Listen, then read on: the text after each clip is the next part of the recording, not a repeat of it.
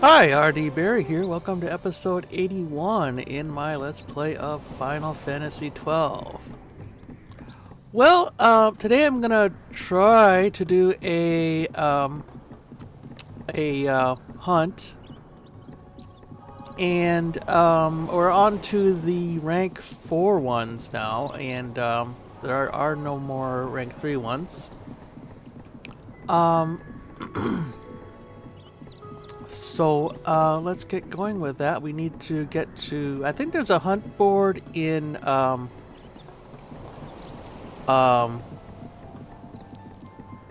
the Phone Coast camp, but or not a hunt board. It's really a notice board. But let's just go to Rabanester anyway. There's a couple things that we can uh, wrap up there, I think. Anyway, so let's just get going. Oh, by the way, I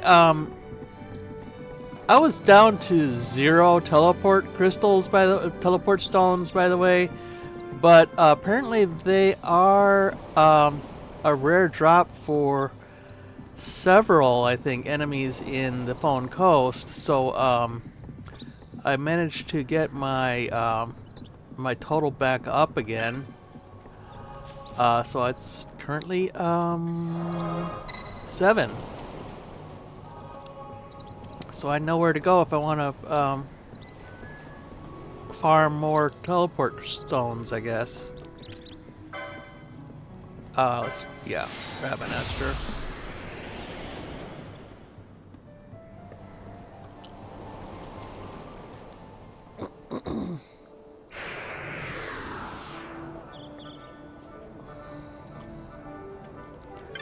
Okay, let's head over to the bazaar. Uh,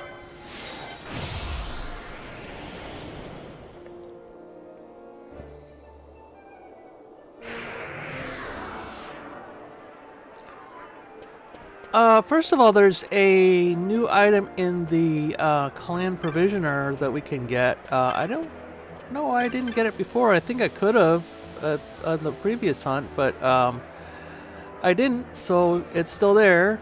Um, Not the cat-eared hood. I'm going to hold off on that for a while. But Bubble. And I think I mentioned this before. Bubble doubles the HP of one person. I was thinking about using that in combination with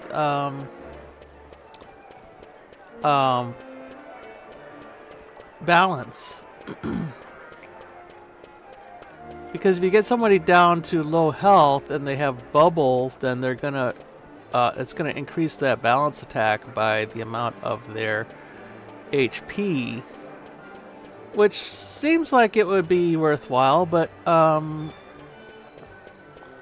yeah, I don't know if it's really pays off as well as as I thought it would. So like I said, I was trying that with this next hunt, but in my practice, but it did not go very well. So I think I'm going to not do that.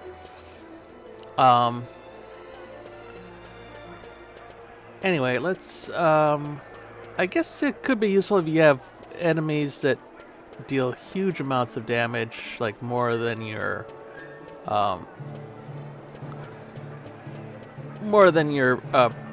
party's HP, but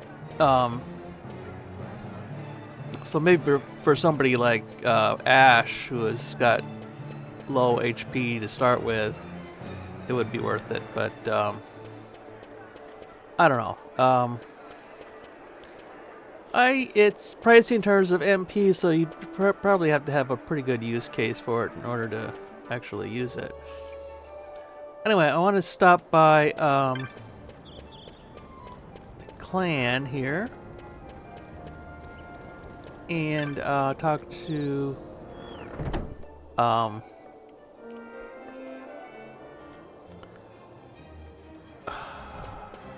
Mont Blanc. I almost thought I forgot his name, but I didn't. Yeah, risk. Yeah, so we got a update, or we got a risk breaker clan rank now, so we get a reward for that. 3 teleport stones, so that's gonna help. Yeah, and we get a reward for defeating King Bomb. That's good, and a mallet. I assume a mallet is a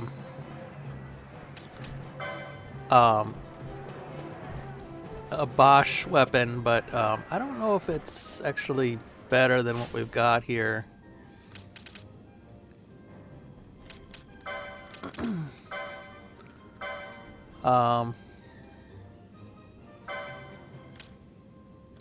Yeah, it's something we already had, I think.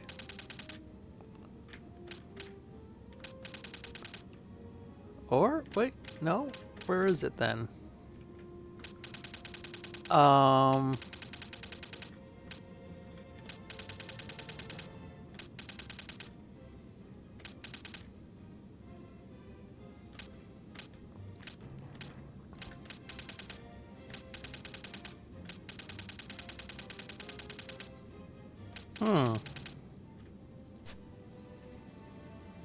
Well, it doesn't seem to be a weapon.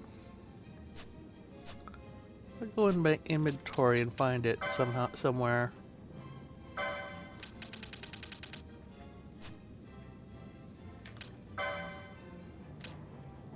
Ah, okay. It's a loot. Handy tool called a gavel, but yeah, I said right. Alright, it's just loot. Weird.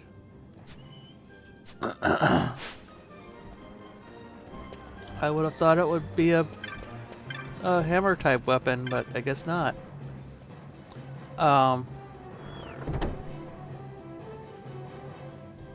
Maybe it's used in some fancy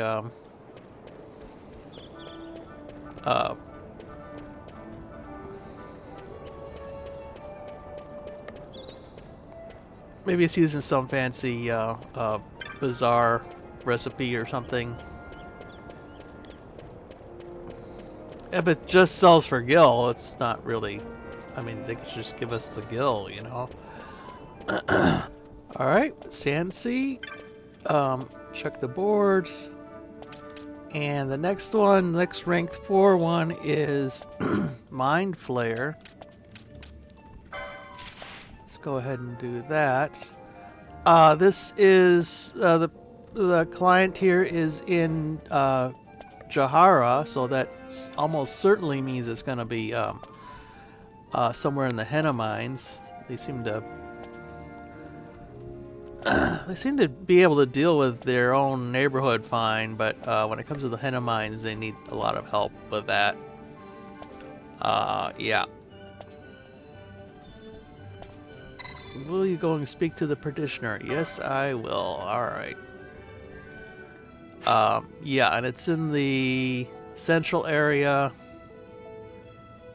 of the of Jahara. Sort of right at the start of that southern bit there. So let's go ahead and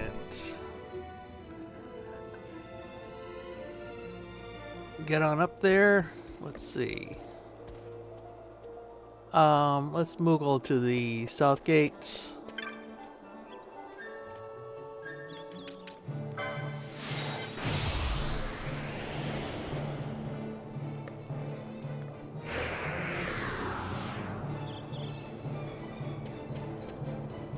Alright, let's teleport to Jahara.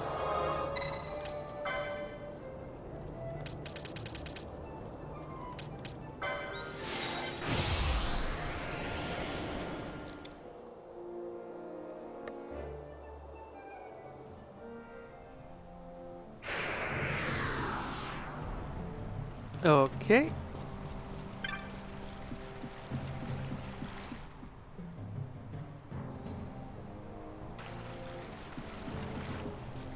Those guys are still sparring.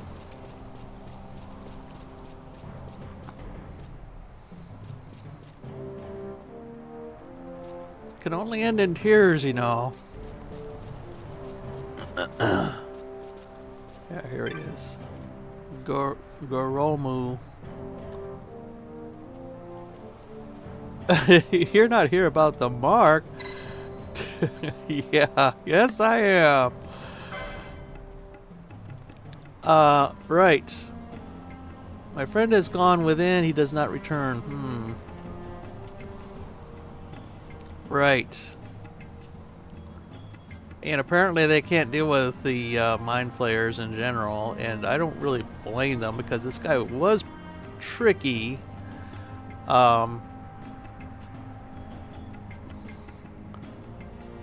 Right. Phase 1 dig, yep. And it's going to be shown on the maps, so we don't have to hunt around for them too much here.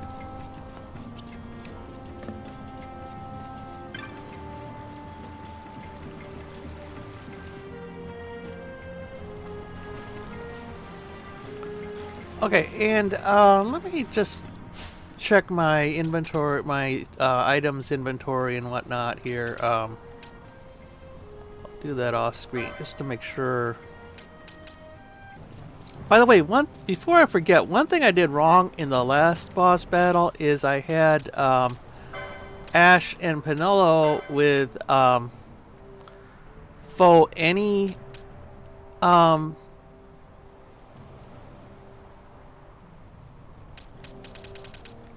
well, yeah. Let me switch her over to my boss gambits here. Yeah, I had I had faux any dispel, and that turns out to be bad because what happens is once you get dispel also works against slow for some reason. I don't understand why that would be a thing, but because slow is supposed to be a negative status, and dispel is supposed to dispel positive statuses. So that seems like it's broken somehow. I don't know what's going on. Maybe they just don't want you to cast dispel willy-nilly like I'm doing. So let's change that to faux status equals shell. And same with Penelo. I think I kind of knew that before, but I didn't remember it at the time. Alright, and then as long as I'm here, I'm going to set up my party for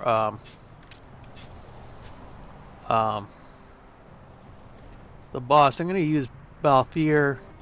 Right, so I'm going to use Balthier, Ash, and Penelo, but I'm going to swap them out and swap them in for the opposite three while I'm moving, so that I'm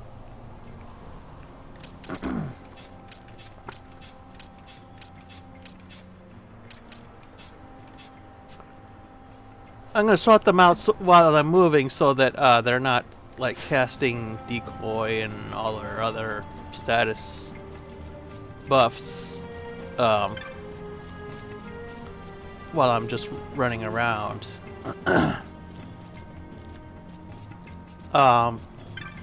Anyway, so I'm not going to use the crystal. I'm just going to use a chocobo here.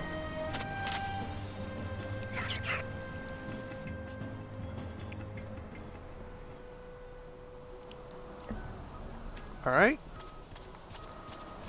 Go through the secret entrance into the area outside the mines here.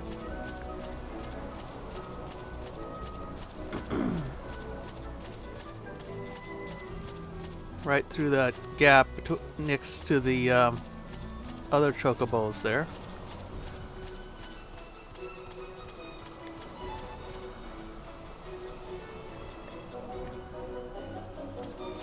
Okay.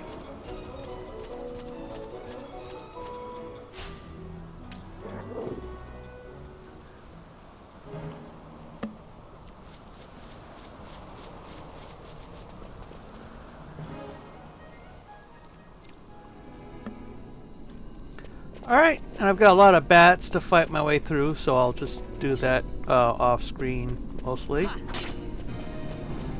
Probably solo these, but let's not to save time. Oh, I need to switch this to whoops.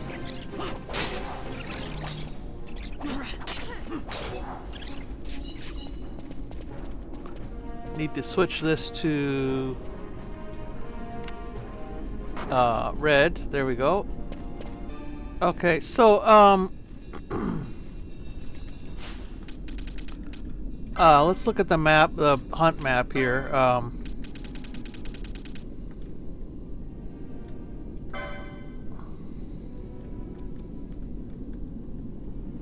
Oh, that's the wrong one. There we go. So it is right on that southernmost intersection there. And we should try to stay clear of that until we're actually ready to fight here. Yeah, I'm gonna take care of these horses here. Wow.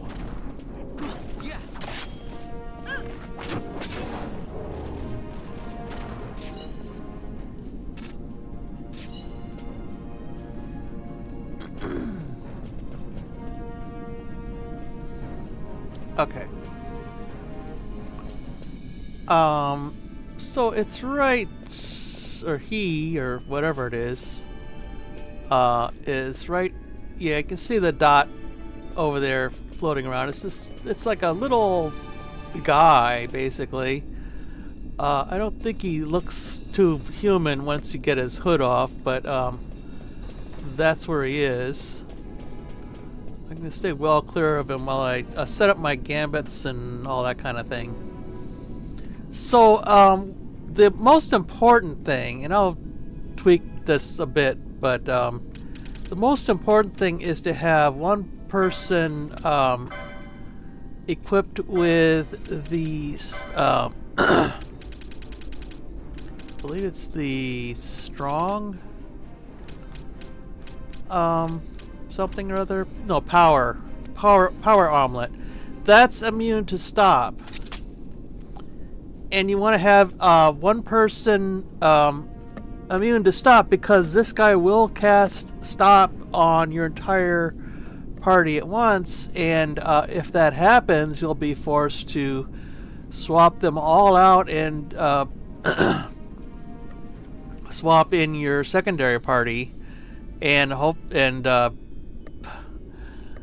try to cure them while you're doing other things at the same time. It's very awkward at best. And on that same person, you have one person who's not going to be stopped no matter what, and you want to have a gambit on that person to use Chronos Tears, so that so let's say ally any Chronos Tier.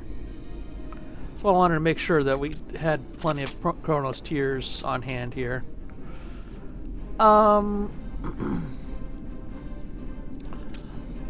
than that, that's the most important thing. I'll check my notes, see if there's anything else that I need to do, but other than that, I think we're pretty much set. Nothing that couldn't be adjusted while you're fighting, I think. Okay. I need to swap out my party here. Hang on.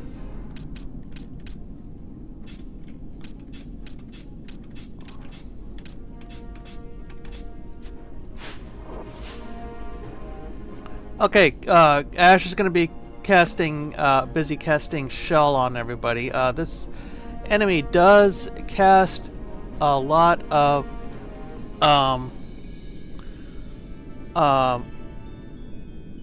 spells, attack spells. So at first I was thinking, okay, I'll just cast Reflect on everybody. That would fix it. But no, it just casts right through Reflect. I'm not totally convinced that Reflect can be used the way I'm thinking it can be used. My thought was you'd cast Reflect, and then whatever your enemy casts a spell on you, it would get reflected back onto them, which seems to be the way that it works when we have Reflect, or when the enemy has Reflect on. So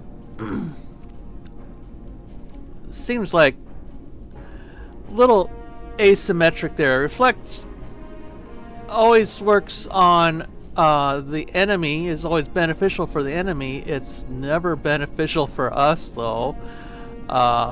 Seems like. Maybe that needs some testing, but I don't know. Anyway, and I think that just about does it. Yeah. Well, there's going to be casting haste. I've got that Chronos tier gambit set up and everything.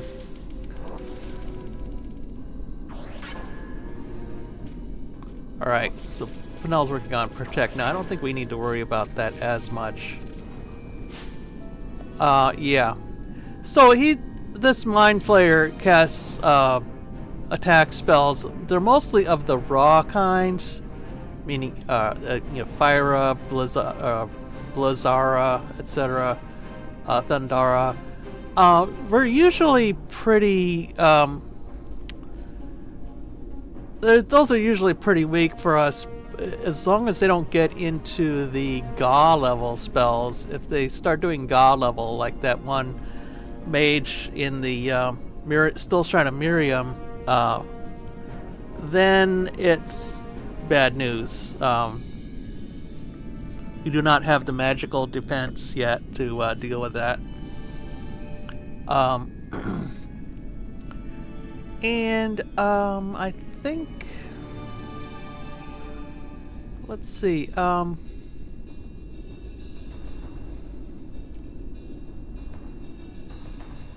am going to I'm going to do a bubble, I think, just to get things started here. I didn't do it in my practice, but well, I think it's going to be worthwhile in this case. You'll see why. Yeah, I'm just going to have Ash cast it on herself instead of trying to get everybody with it, just because she has the lowest HP and so she's at most risk of getting hit or getting of needing it, I think. Anyway, all right. First of all, we learned that it's immune to gravity, so I'm going to turn off that gambit. I've got everybody on a balance and drain gambit here, so if their HP is less than 50%, then balance, so that we inflict that damage onto the enemy. But if it's less than 70%, then it's drain, just to do damage that way. And I'll explain that in a moment when it comes up here. All right. So we got a slow inflicted. That's good. Thundara.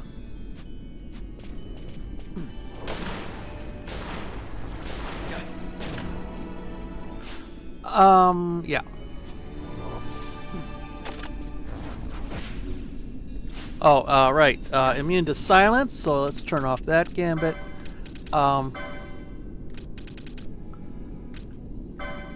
Now, there's one thing you can do when the enemy is immune to silence and you're getting tired of taking all the magical damage. And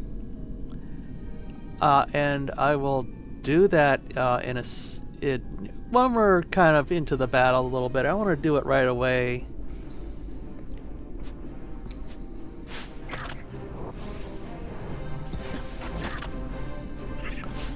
Penelo, why aren't you attacking something here? Yeah.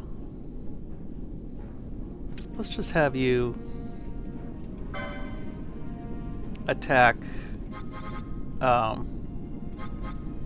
party's leader's target.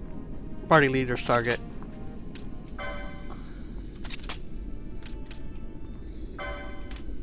That way you're doing something there.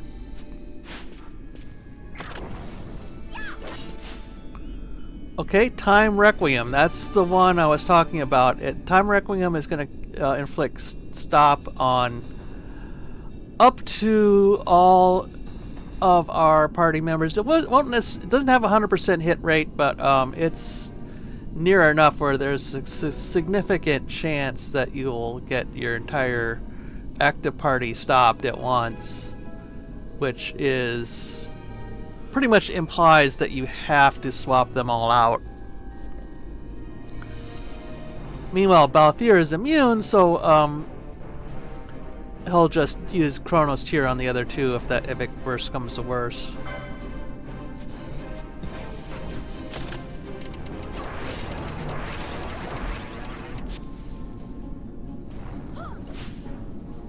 Right.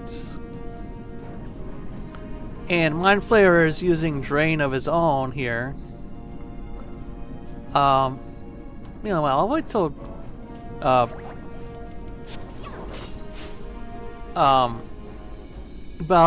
wait till Balthier's done with the Chronos Tiers. It seems like he is. And let's do a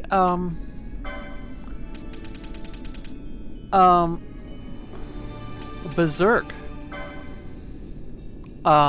I don't think this Mindflayer has very strong physical attacks, and so and it's slowed already anyway.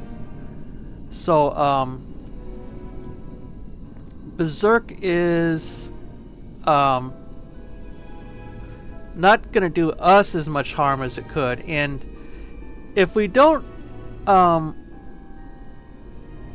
do that soon, like before he gets down to critical health, he'll start doing all sorts of like status enhancing spells and whatnot, and we don't want to have to deal with that. It's not impossible to deal with, but he's another one of these characters that does a level raising spell, and basically makes the enemy harder to deal with. Berserk is quite useful in certain situations. Unfortunately, it was not usable with the Feral Retriever because the Feral Retriever was immune.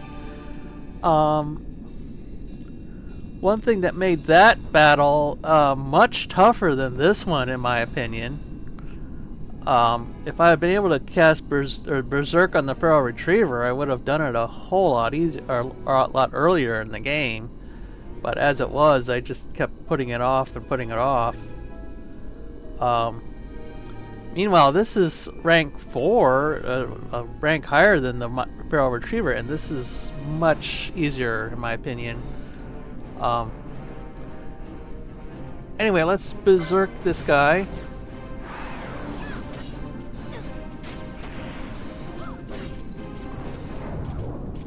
Oh, Dark Shock. This will cast blind on a lot of people. I think also Sap. I have to get out our regen gambit here.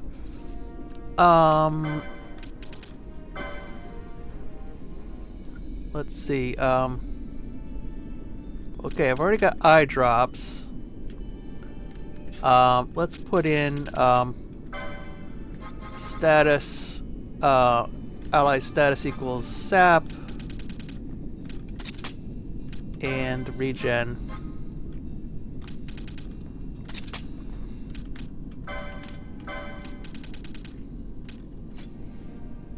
Okay, that should help.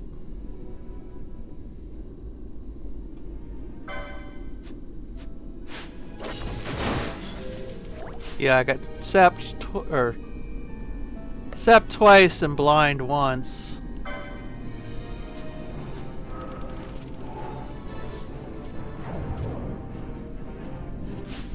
Balthier,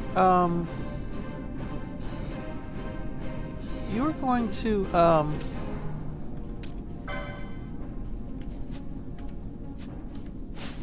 don't I just make that a gambit? Foe status equals blind.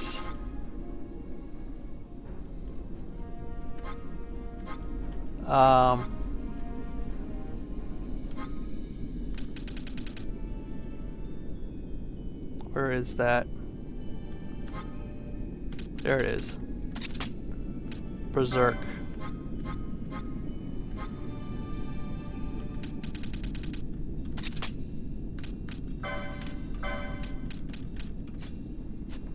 Okay.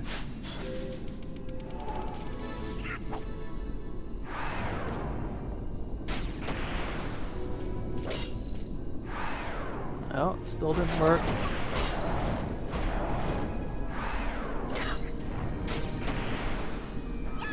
Okay. Actually, I'm kind of glad we got to see this, because what this will do, invert, is swap the victim's HP with their MP. So, I'm not sure who the target is, but let's say it's Ash. Ash will immediately have her HP set to 367, which is her current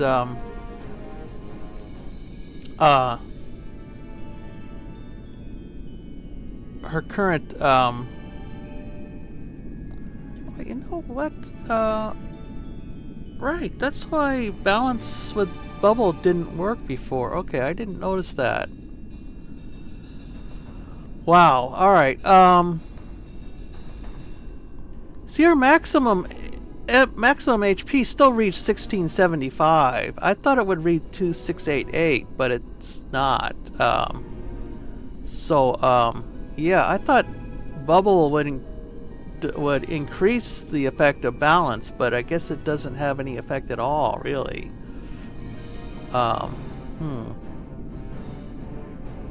Oh well, so much for that idea, I guess.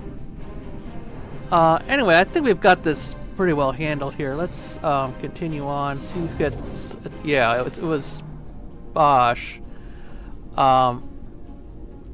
So he's gonna cast balance first thing to get that 2,000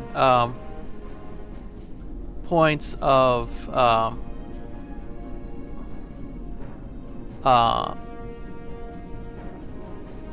damage in for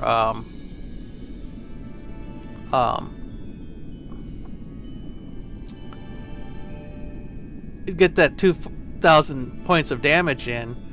Meanwhile, Ash, I think, is probably going to cast Kiraga to restore his health. So in that brief window of time, we should get a few thousand, or a couple thousand anyway, damage in there. But considering balance misses a lot, like we just saw, it's not as effective a strategy as I was hoping it might be. Meanwhile, everybody's having, or Balthier's having to rehaste everybody, I guess.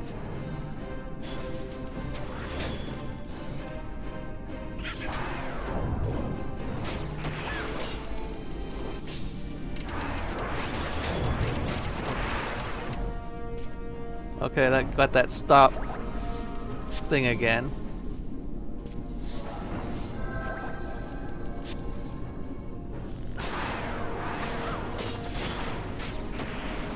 Okay. So we've got him berserk now. Now it should be not a big deal. But I didn't want to do that at the beginning because in case it didn't last until the end of the battle, because his ending attacks and moves are a lot worse. So it's best to have, if you're going to berserk him at all, berserk him at near the end of the battle. At least that's my philosophy.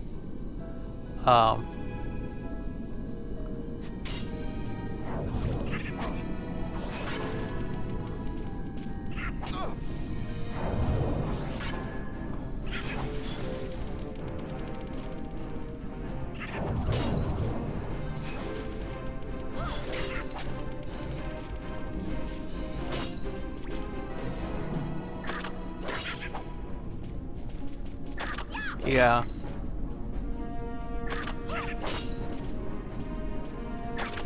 This should be no problem. He's not even attacking that often, and when he attacks, it's like pitiful. Yeah, there we go.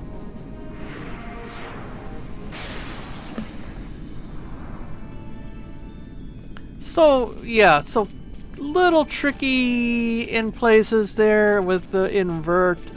If that takes you by surprise, then you could panic and it would not be good. I'm going to switch everybody's gambits back here.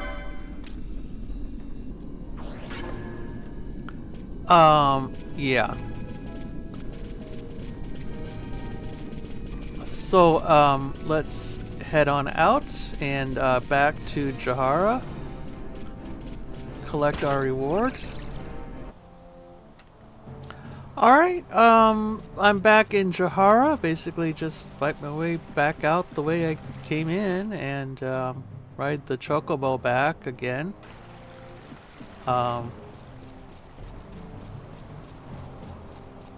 It's free on the way back. Just have to give him a... She just wants to be ridden because he's lonely. Alright, yeah, so we did that. Yep. Okay. Right, and the Geomancer wants to speak to us. Okay. Please take this as your reward. Right. So, I don't... The Carmagnole is... I don't think that's anything to write home about. I think we've gotten that already, but, whatever. The Geomancer, I believe, is... this guy? Yeah. Yeah, the Mindflayer. Yeah, we did that.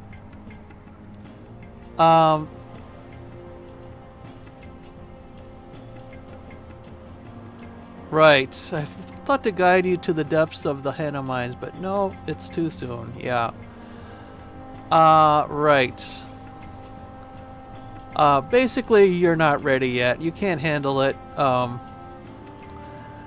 You need to gather about you the protection of many great beings, and what I believe he means to that is we need to collect more espers and then come back. I don't know how many more espers. I think there's a total of 12.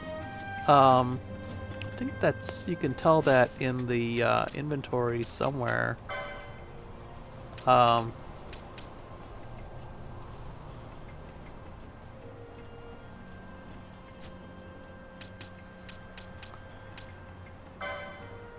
Yeah, the action list. Espers. Yeah, we've got 2 Bellius and Mateus done. There's room for 10 more. So, maybe we'll keep on checking that. I don't know how many espers you get as part of the official plot line. I know there's a bunch you get as, like, side quests. But, yeah.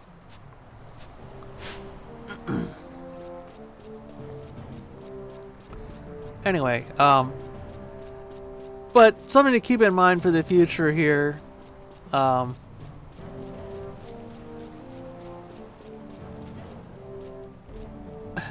guys are still fighting. All right.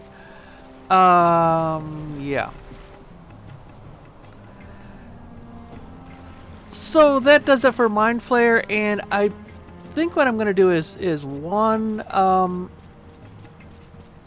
rare game next time, and then return back to the main story here. So I hope you'll join me for that, and until then, bye.